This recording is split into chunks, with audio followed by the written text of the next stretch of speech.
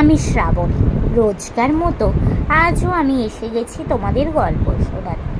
আজকে আমি তোমাদের লেখিকা রানী চন্দ মহাশয়ার লেখা একটি ছোট গল্প, যার নাম আমার মার বাপের বাড়ি, এটি শোনাবার চেষ্টা করব। তো বন্ধুরা, তোমাদের জানাই যে আমি একজন শারীরিক প্রতিবন্ধী। নিজের প্রতিবন্ধকতাকে ভুলে নিজের একটা পরিচয় তৈরি করব, সেই লক্ষ্যেই তোমাদের এই গল্প শোনানোর কাজটা শুরু করেছি। তোমাদের সাহায্য বা সাপোর্ট পেলে তবেই আমি এই কাজে সফল হতে পারবো। তাই আমি তোমাদের রিকোয়েস্ট করছি, প্লিজ প্লিজ তোমরা আমার বলা গল্পগুলো স্কিপ না করে গিয়ে পুরোটা শোনো। আমার চ্যানেলটা সাবস্ক্রাইব করো, লাইক করো, কমেন্ট করো ও একটু শেয়ার করে দাও। আর এখনও অবধি যেসব বন্ধুরা আমার চ্যানেলটা সাবস্ক্রাইব করেছো তাদেরকে আমি অনেক ধন্যবাদ জানালাম। তো চলো তোমাদের আজকের গল্পটা শোনানো শুরু করে দিই। আমার মার বাপের বাড়ি, লেখিকা রানী চন্দ মহাশয়া। মা জলের দেশের মেয়ে, তবুও জলের দোলা সইতে পারেন না। নৌকোতে উঠলেই তার মাথা ঘোরে, বসে থাকা অসম্ভব হয়ে পড়ে। দিদিরও তাই। মা আর দিদি নৌকোর ভিতরে বিছানা পেতে শুয়ে পড়ে। ছোট ভাইকে মা কোলের কাছেই শুইয়ে বসিয়ে রাখেন। আমি দাদাদের সঙ্গে মামার সঙ্গে ছইয়ের বাইরে এসে বসে থাকি। এক মাঝি পিছন দিকে হাল ধরে বসে থাকে, দুই মাঝি সামনের দিকে দুপাশে বসে বৈঠা বয়। বসে বসে দেখি সকাল পেরিয়ে যায়। ধলেশ্বরী নদীতে নৌকো এসে পড়ে। এই ধলেশ্বরী পাড়ি দেয়া এক ভীষণ আতঙ্কের ব্যাপার। মা চোখ বুজে শুয়ে থেকে থেকেই বলে ওঠেন, ধলেশ্বরী আইলো নাকি? ও মাঝি ভাই।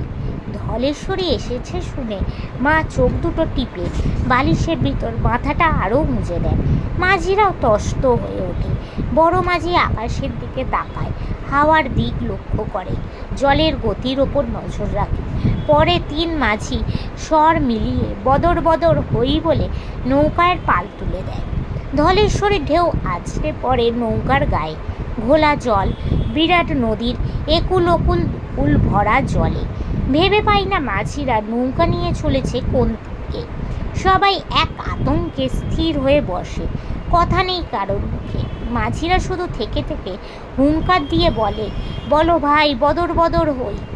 ধলেশ্বরী খ্যাপা নদী, তালে বেতালে চলে।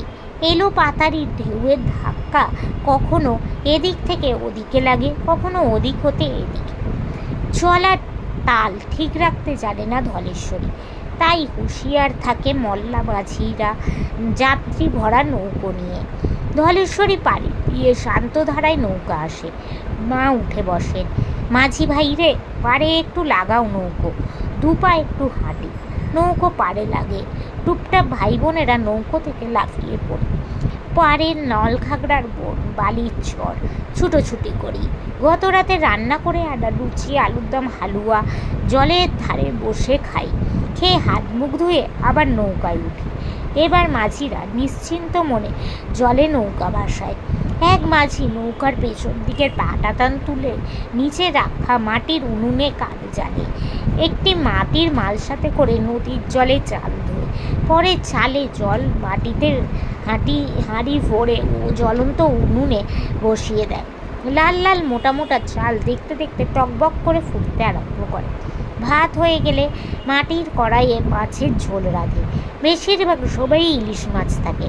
পথে আস্তে আস্তে এক সময় কিনে নিয়েছে জেলে ডিঙা থেকে। নুন মাখানো মাছে একটু হলুদ বাটা আর কাঁচা লঙ্কা ছেড়ে রান্না করা মাছের ঝোলে সুস্বাদু ভুরভুর করে। মাঝিরা একে একে মাটির তালায় ভাত বেড়ে খেয়ে নেয়। হাত বাড়িয়ে নদীর জলে থালা, বাটি, হাঁড়ি, কড়াই সব ধুয়ে আবার তুলে রাখে পাটাতনের নিচে। ধীরে মন্থরে হেলে ধুলে নৌকো চলে। মাথার ওপরে গাংচিল উড়ে উড়ে চলে। শুশুক ওঠে ঘরে ঘনে জলের ওপর। নিঃশ্বাস নিতে এক মনে দেখতে থাকি।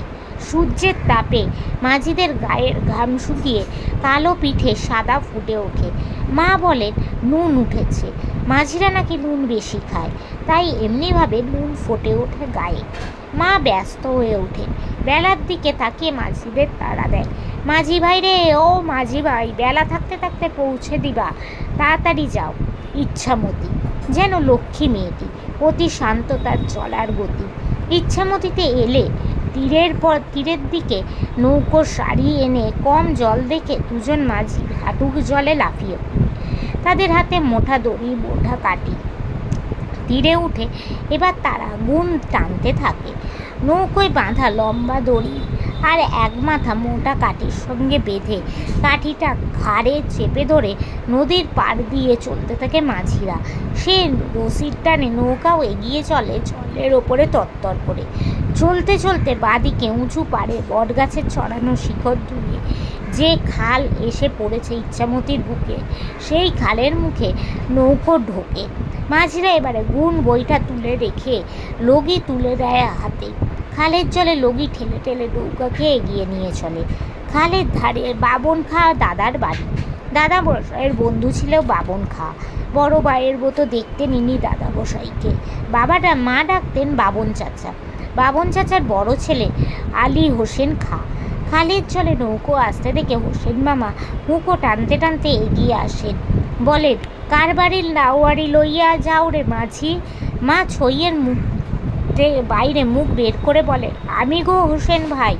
মাকে দেখে হোসেন বাবা একমুখ হাসেন, বলেন, পুণ্যি বইন্দি যাও? তাই ক। মার নাম পূর্ণশশী, তাই ছোট করে সবাই পুনি বলেই ডাকে মাকে বড়রা। হোসেন মামা ছুটে গিয়ে বাড়িতে ঢুকে এক কাঁদি পাকা কলা এনে নৌকোতে তুলে দেন। হাঁক ডাক করে গাছ থেকে দুটো কাঁঠালও পাড়িয়ে দেন। বলেন, পোলাপাট লইয়া যাও, খাইও তুমি বাড়িতে গিয়া। খালের বাঁকে জোলা বইবালি শেখ মামাদের বাড়ি। নৌকো কালে ঢুকতে দেখেই তারা এগিয়ে আসে। কে আইলো?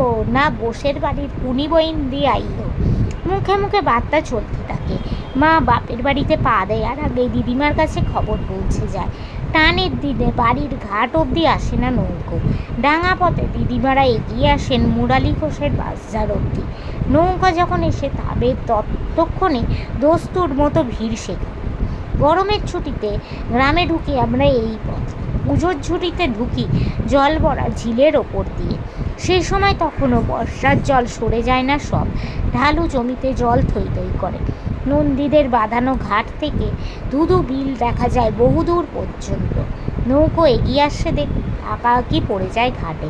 কার বাড়ির কুটুম আসছে, কার বাড়ির নাওয়ারি, পাড়ার লোক ছুটতে ছুটতে এসে সবে ঘাটে।